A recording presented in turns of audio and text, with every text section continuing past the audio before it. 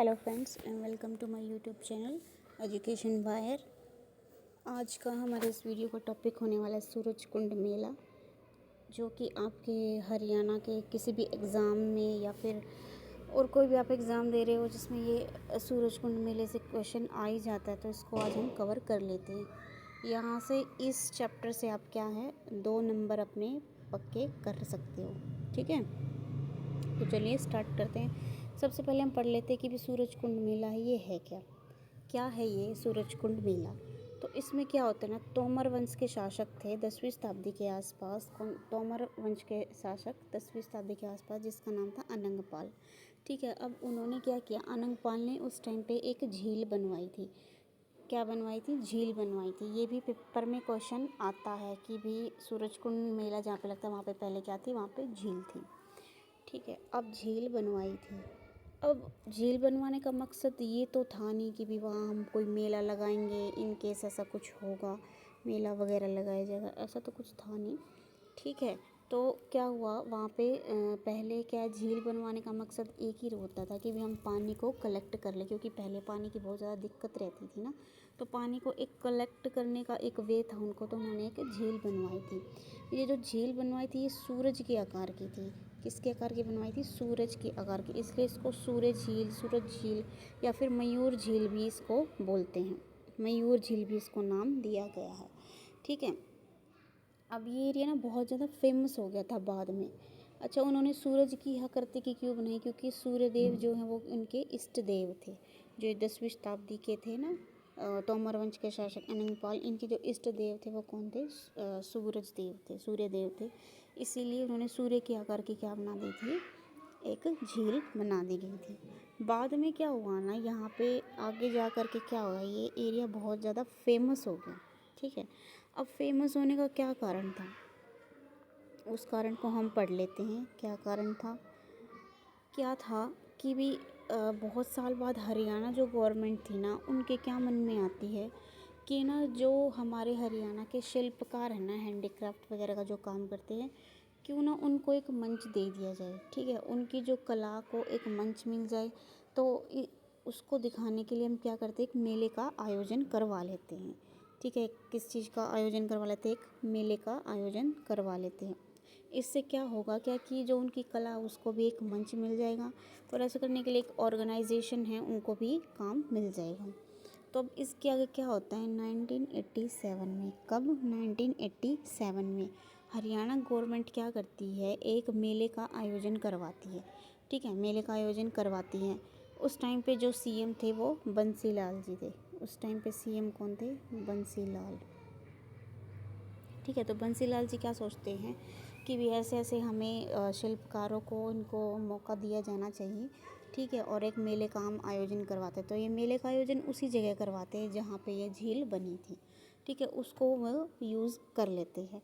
ठीक है, अब क्या होता है कि ये जब मेला आयोजन होता है ना, तो इसमें सिर्फ हरियाणा के ही शिल्पकार होते हैं। ये कोई मन में तो नहीं था उनको पहले कि भी पहले हम पड़ोसी राज्यों को बुला लेंगे, पड़ोसी कंट्री को बुला लेंगे, ये कर लेंगे, क्योंकि एकदम से तो किसी के मन में आता नहीं है, धीरे धीरे सारी चीज़ें होती हैं। ठीक है, तो फिर इनके मन में क्या आता है कि भी सिर्फ जो हरियाणा के लोग हैं ना, सिर्फ उन्हीं को हम बुलाएंगे, उन्हीं को ही हम मंच देंगे। लेकिन ये मेला इतना फेमस हो जाता है ना हरियाणा में, सब जगह इतना ये लोकप्रिय हो जाता है। तो इस चीज़ को देखते हुए क्या करते हैं, बंसी लाल जी, वे कहते हैं कि हम तो इसको हर साल ऑर्गेनाइज़ करवाएंगे। ठीक है, हर साल हम इसका क्या कराएंगे, ऑर्गेनाइज़ करवाएंगे और अपने कल्चर को इसके अंदर दिखाएंगे। ठीक है, और साथ ही साथ इन्होंने ये भी बोला कि हम पड़ोसी राज्यों को भी इनवाइट कर लेंगे। ठीक है, अब जब इन्होंने देखा कि भी इतना फेमस हो रहा, तो पड़ोसी राज्यों को इनवाइट करने में क्या ही दिक्कत है, तो पड़ोसी राज्यों को भी इनवाइट कर लेते हैं। ठीक है, इसके बाद क्या होता है आगे, ये बात थी 1987 की, 1987 की ये बात थी। इसके बाद क्या होता है 1989 में, 1989 में क्या होता है, सरकार क्या करती है, थीम स्टेट शुरू कर देती है। वही मैंने बताया ना, उनको ऐसा लगा कि भाई ये मेला इतना फेमस हो रहा तो हम क्यों ना थीम स्टेट भी करें। तो थीम स्टेट को इन्होंने शुरुआत कर दी। तो सबसे पहले किसको बुलाया गया था थीम स्टेट में? राजस्थान आया था। सबसे पहले थीम स्टेट में कौन आया था? राजस्थान राज्य आया था, जिसने कि अपनी कल्चर को दिखाया था। फिर इन्होंने ये सोचा कि अब राज्य आ रहे हैं तो क्यों ना हम कंट्री को भी इनवाइट कर लेते हैं। ठीक है, वो कंट्री को मतलब ऐसा नहीं था कि भी अब आओ अपना हुनर दिखाओ, एज ए पार्टनर उन्होंने इनवाइट किया था। ये पार्टनर कंट्री को क्या हम इनवाइट कर लेते हैं। ठीक है, और फिर जैसे जैसे पार्टनर कंट्री ऐसे इनविटेशन एक्सेप्ट कर लेती तो आगे आगे ये मेला क्या होता है, बहुत ज़्यादा फेमस होता जाता है और ये इंटरनेशनल लेवल का हो जाता है। इंटरनेशनल लेवल का ये मेला हो जाता है।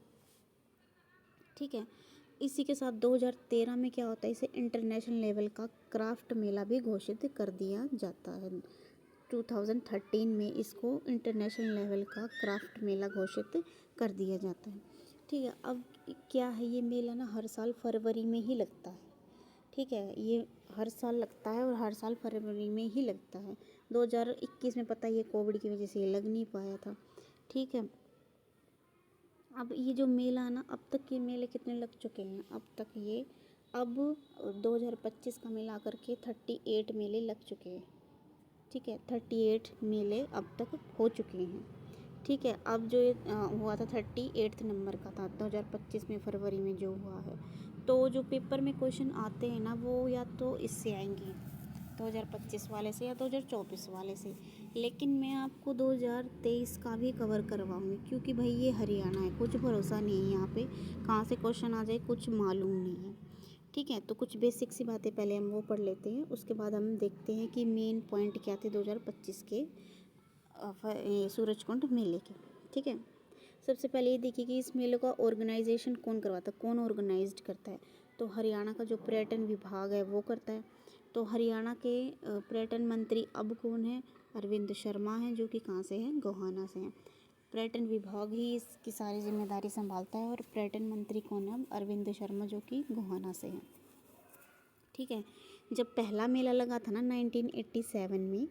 1987 में जब पहला मेला लगा था, तो उस समय उद्घाटन किसने किया था? बंसीलाल ने किया था। ठीक है, और 89 में जो थीम स्टेट थी वो राजस्थान थी। 1989 में जो थीम स्टेट वो लागू थी वो राजस्थान थी। और जो पार्टनर कंट्री बनने की बात शुरू हुई थी ना, वो 2009 में हुई थी। 2009 में इन्होंने क्या बोला था कि भी हम पार्टनर कंट्री को भी इनविटेशन भेज देते। तो उस समय कौन सा देश था? मिस्र था। कौन सा देश था? मिस्र था, जो कि सिर्फ आंशिक रूप से बना था इनका पार्टनर कंट्री, पूर्ण रूप से नहीं था। पूर्ण रूप से 2012 में थाईलैंड बना था। ठीक है, पूर्ण रूप से 2012 में कौन बना था? थाईलैंड बना था। ठीक है, इतनी बातें, बेसिक बातें आपको समझ में आ गई। अगर आपको समझ में आ रहा है और मेरा कंटेंट अच्छा लग रहा है तो प्लीज़ प्लीज़ मेरे चैनल को सब्सक्राइब करिए अगर आप नए हैं, नहीं तो आप वीडियो को लाइक कीजिए, और अच्छा लग रहा है तो प्लीज़ मेरे इस वीडियो को शेयर भी कीजिए। ठीक है, चलिए हम आगे बढ़ते हैं। तो हम 2025 में जो हुआ था, ये डेटा मैंने पहले ही बना लिया था जनवरी में 2025 में, इसलिए मैंने इसमें ऐसा लिखा हुआ है होने वाला है, डेटा अधूरा है। लेकिन मैंने अभी देख लिया है, तो जो डेटा पहले था ना वो डेटा से में कुछ चेंज हुआ नहीं है। ठीक है, तो जो अब की बार जो मेला लगा वो कितने नंबर का था? 38 नंबर का था। डेट क्या थी? 7 फ़रवरी से 23 फ़रवरी। विजिटर्स का टाइम वही 10:30 से 8:30 था। ठीक है, तो ये बोला गया था उस टाइम पे कि चॉपर आएगा, पवन हंस चॉपर आएगा, हेलीकॉप्टर आएगा, जिसमें कि क्या है, राइड करवाई जाएगी। ठीक है, राइड करवाई जाएगी, जिसमें कि 2,000 रुपये पर पर्सन के लिए जाएंगे राइड करवाने के लिए। ठीक है, टैगलाइन क्या थी? टैगलाइन थी हस्तशिल्प, हथकरघा और सांस्कृतिक विरासत। टैगलाइन थी हस्तशिल्प, हथकरघा और सांस्कृतिक विरासत। और थीम स्टेट कौन से थे? 2 हैं थीम स्टेट, जब की बार रहे 2 रहे। कौन कौन से थे? उड़ीसा और एमपी। उड़ीसा और एमपी, इन्होंने अपनी क्या संस्कृति दिखाई थी यहाँ पे। अब की बार जो 2025 का मेला हुआ है इसकी बात कर रहे हैं। सहभागी देश कौन से रहे? जो पार्टनर कंट्री थी वो कौन कौन सी रही? तो एक कंट्री तो रही नहीं थी, एक कंट्री तो थी नहीं, ये एक क्षेत्रीय संगठन था जिसको कि क्या नाम दिया गया? बिम्स्टेक।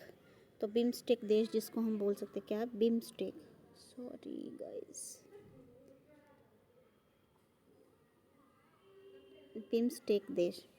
बिम्स्टेक देश क्या है, अब इसके अंदर ना ये देश शामिल थे। एक तो बांग्लादेश, भूटान, भारत, म्यांमार, थाईलैंड, नेपाल और श्रीलंका। तो क्वेश्चन ऐसे करके भी आ सकता है कौन सा देश शामिल नहीं था। ठीक है, तो आप अच्छे से इनको लर्न कर लेना कि कौन कौन से देश आए थे, कौन कौन से नहीं आए थे। ठीक है, फिर संस्कृति कौन सी दिखाई गई थी, जो नॉर्थ ईस्टर्न के पर्सन है ना उनके हैंडीक्राफ्ट या कल्चर पार्टनर को दिखाया गया था। नॉर्थ ईस्टर्न के जो भी लोग हैं ना उनकी हैंडीक्राफ्ट को यहाँ पे दिखाया गया था। अच्छा, जो अब की बार जो मेला लगा था ना वो डिजिटल था। डिजिटल कहने का मतलब ये नहीं है कि आपको फ़ोन ऑनलाइन दिखा दिया और जाने की ज़रूरत नहीं पड़ी। डिजिटल और कैशलेस, समझ रहे हो ना आप। डिजिटल का मतलब ये था कि अगर मान लो मेले में जो है ना बहुत से लोग आते, ठीक है, अपनी अपनी स्टॉल लगाते, किसी को खाने के स्टॉल लगानी, किसी को कोई और आइटम की स्टॉल लगानी है, तो वो स्टॉल लगाने के लिए पहले कुछ और सिस्टम था, फॉर्म वगैरह फिल करने पड़ते थे। लेकिन इस बार क्या किया गया था, इस बार सिर्फ सूरज कुंड की वेबसाइट पे जाना था ऑनलाइन और वहाँ जाके अपनी स्टॉल हम क्या कहते बुक करवा लेते, की गई थी मतलब बुक, जो भी जिसको भी अपनी स्टॉल लगवानी थी तो वो क्या था ऑनलाइन यानी कि डिजिटल कर दिया गया था आपकी बारी मेला। और एक मेन पॉइंट ये है इसके अंदर कि उद्घाटन किसने किया। उद्घाटन वही हमारे सीएम नायब सिंह सैनी, ठीक है, हमारे राज्यपाल बंडारू दत्तात्रेय, ये तो थे ही थे, लेकिन साथ में जो मेन कौन थे वो केंद्रीय पर्यटक थे जिनका क्या नाम है गजेंद्र सिंह शेखावत। केंद्रीय पर्यटक कौन थे, मंत्री गजेंद्र सिंह शेखावत। ठीक है, ये सारी बात हो गई थी 2025 के सूरज कुंड के मेले की। इससे बाहर तो कुछ है नहीं मेरे ख्याल में। ठीक है, आगे बढ़ते हैं, हम बात कर लेते 2024 का मेला। 2024 का मेला अब ये जो है कब से, इसकी डेट क्या थी, 2 फरवरी से 18 फरवरी तक लगा था। उद्घाटन हमारे राष्ट्रपति जी ने किया था। ठीक है, और साथ में कौन थे, वही सीएम थे और बंडारू दत्तात्रेय हमारे राज्यपाल थे। थीम स्टेट क्या रही थी, गुजरात, और थीम कंट्री तंजानिया। और कल्चर थीम के लिए कौन थे, पूर्वी राज्यों को आमंत्रित किया गया था। अब राज्य कितने थे, असम, मिजोरम, त्रिपुरा, मणिपुर, मेघालय, अरुणाचल प्रदेश, इन सबको आमंत्रित किया गया था। ठीक है, खास अट्रैक्शन ऑफ पॉइंट का क्या था, जो कांगो देश था ना उसका डांस। खास अट्रैक्शन जो 2024 के मेले का था वो कांगो देश था, उनके डांस वो मेन अट्रैक्शन का कारण था। अब गुजरात थीम स्टेट थी तो ओब्वियसली इनका खाना तो वही फाफड़ा, थेपला, ढोकला ये थे। ठीक है, और यहाँ पे क्या ना 2024 में सेल्फी पॉइंट बनाया गया था। उस सेल्फी पॉइंट में क्या क्या था, जो गरबा करती औरतें दिखा दी गई थी। ठीक है, और सोमनाथ का ज्योतिर्लिंग बना दिया गया था और एशियंट लोइन थे ना जो उनकी थीम बनाई गई थी जो कि सेल्फी के पॉइंट थे। यहाँ पे ये हमारा 2024 भी ख़त्म हुआ। मेरे ख्याल से इतना डेटा बहुत है क्योंकि इससे बाहर तो कुछ आएगा नहीं। हम 2023 को भी पढ़ लेते हैं, याद कर लेते हैं, क्योंकि हरियाणा में कोई भरोसा नहीं है। 2023 का लगा था 36 नंबर का, 3 to 19 फेब इसकी डेट थी। और थीम स्टेट में 8 राज्य शामिल थे। 8 राज्य कौन कौन से थे, जो भी उत्तर पूर्वी राज्य थे ना वो 8 राज्य शामिल थे, मेघालय, अरुणाचल प्रदेश, मिजोरम, सिक्किम, नागालैंड, असम, त्रिपुरा और मणिपुर। ठीक है, पार्टनर कंट्री कौन थी, एक संघाई सहयोग संगठन था SCO, वो इसके अंदर शामिल थे। अब इसके अंदर कौन कौन से देश थे, इसके अंदर भारत, पाकिस्तान, ठीक है, चीन, रूस, तजाकिस्तान, किर्गिस्तान, उज्बेकिस्तान, कजाकिस्तान, ये थे। ठीक है, लेकिन इसके अंदर जो पाकिस्तान है वो आया ही नहीं था। भाई हमने तो इनविटेशन भेज दिया, तुम आओ ना हो तुम्हारी मर्जी, तो पाकिस्तान जो वो आया ही नहीं था। तो 2023 का जो मेले का अट्रैक्शन पॉइंट था वो क्या था, वो इंटरनेशनल डाइवर्सिटी तो था ही कि भी इंटरनेशनल की जो भी विविधता है उनको तो दिखाएंगे, लेकिन साथ में क्या था, हमारी हरियाणा की चौपाल। हरियाणा की चौपाल, हरियाणा की चौपाल का मतलब क्या होगा, अपनी हरियाणा की जो पिछली विरासत है ना, पुरानी विरासत है, पुरानी संस्कृति को दिखाना। ठीक है, जैसे अपना घर इसको नाम दिया गया था। ठीक है, पुरानी संस्कृति को दिखाते ना कि भी पहले कैसे रहते थे, मकान कच्चे वच्चे रहते थे, हम सारी चीज़ें मतलब चूल्हे पे खाना बनाते थे, ये सारी चीज़ें जो वो इसके अंदर इंक्लूड होती हैं। अब जो ये सूरज कुंड गाँव है ना ये कहाँ पर है, फरीदाबाद के पास लक्कड़पुर और बहालपुर गांव के बीच में है ये। ठीक है। ये कहाँ है? फरीदाबाद के पास एक गांव है लक्कड़पुर और बहारपुर, उसके बीच में स्थित है सूरजकुंड गांव। ठीक है। और इसको क्या बोलते हैं? इसे कारीगरों का महाकुंभ भी कहा जाता है। महाकुंभ किस चीज़ का? महाकुंभ। ऑब्वियसली कारीगरों की बात हो रही है तो कारीगरों का महाकुंभ भी इस मेले को कहा जाता है। आई होप आपको ये डेटा मेरा पसंद आया होगा। ठीक है। और याद भी कर लीजिएगा इनको अच्छे से। यहाँ से आपके 2 नंबर बिल्कुल पक्के हो जाएंगे। 2 नंबर का यहाँ से क्वेश्चन पक्का ही पक्का आएगा। ठीक है। तो मेरी वीडियो को please like share and subscribe कीजिए और मेरे साथ जुड़ने के लिए थैंक यू।